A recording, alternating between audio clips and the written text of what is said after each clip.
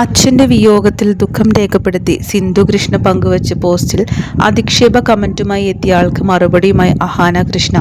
Video ഉണ്ടാക്കാനുള്ള പുതിയ കണ്ടന്റാണ് ഈ മരണമെന്നും ഇവർ നാണം കെട്ടവരാണെന്നുമാണ് പേരില്ലാത്തൊരു വ്യാജ പ്രൊഫൈലിൽ നിന്ന് വന്ന കമന്റ്. നിങ്ങളോട് നരകത്തിൽ പോകാൻ ആവശ്യപ്പെടില്ല, കാരണം നരകം പോലും അവരുടെ സ്ഥാനാർത്ഥികളിൽ നിന്ന് ഒരു മിനിമം മാന്യത പ്രതീക്ഷിക്കുമെന്ന് ഞാൻ കരുതുന്നു.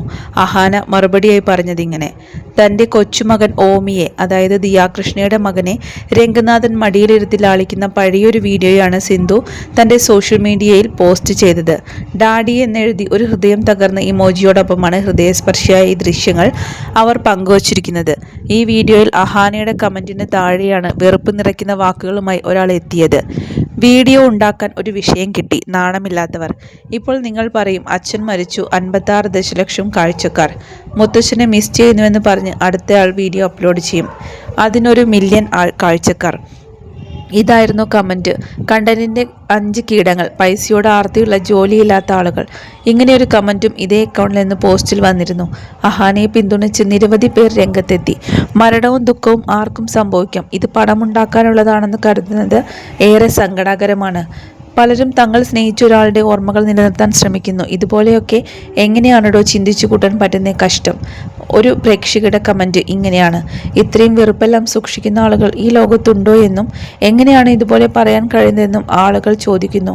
അഹാന അർഹിക്കുന്ന മറുപടി തന്നെ നൽകിയെന്നും ഇത്തരക്കാരുടെ യഥാർത്ഥ മുഖം പുറത്തു കൊണ്ടുവരണമെന്നും മറ്റു ചിലർ പിതാവിൻ്റെ മരണശേഷം അദ്ദേഹത്തിൻ്റെ അവസാന നിമിഷങ്ങളെ ദൃശ്യങ്ങൾ ഉൾപ്പെടുത്തിയിട്ടാണ് സിന്ധു ആ വ്ലോഗ് പങ്കുവച്ചിരിക്കുന്നത്. അപ്രതീക്ഷിതമായ ഈ വേർപാടിനെക്കുറിച്ച് സംസാരിച്ച അവർ അനാവശ്യമായ നെഗറ്റീവ് കമൻറ്റുകൾ ഒഴിവാക്കണമെന്നും പ്രേക്ഷകരോട് അഭ്യർത്ഥിച്ചിട്ടുണ്ട്. കഴിഞ്ഞ 2 ദിവസം മുമ്പായിരുന്നു നടനും BJP നേതാവുമായ കൃഷ്ണകുമാറിൻ്റെ ഭാര്യ സിന്ധു കൃഷ്ണയുടെ പിതാവ് S രംഗനാഥൻ അന്തരിച്ചത്. വാർദ്ധക്യ സഹജമായ അസുഖങ്ങളെ തുടർന്ന് ചികിത്സയിലിരിക്കുകയായിരുന്നു അന്ത്യം. കൊച്ചുമക്കളായിരുന്നു രംഗനാഥൻ്റെ മരണവാർത്ത സോഷ്യൽ മീഡിയയിലൂടെ അറിയിച്ചത്. രംഗനാഥനെക്കുറിച്ച് ഹൃദയസ്പർശികളായ കുറിപ്പുകളാണ് കുടുംബാംഗങ്ങൾ സോഷ്യൽ മീഡിയയിൽ പങ്കുവച്ചത്. ഇപ്പോഴിതാ അച്ഛൻ്റെ മരണശേഷം പുതിയ വ്ലോഗുമായി എത്തിയിരിക്കുകയാണ് സിന്ധു.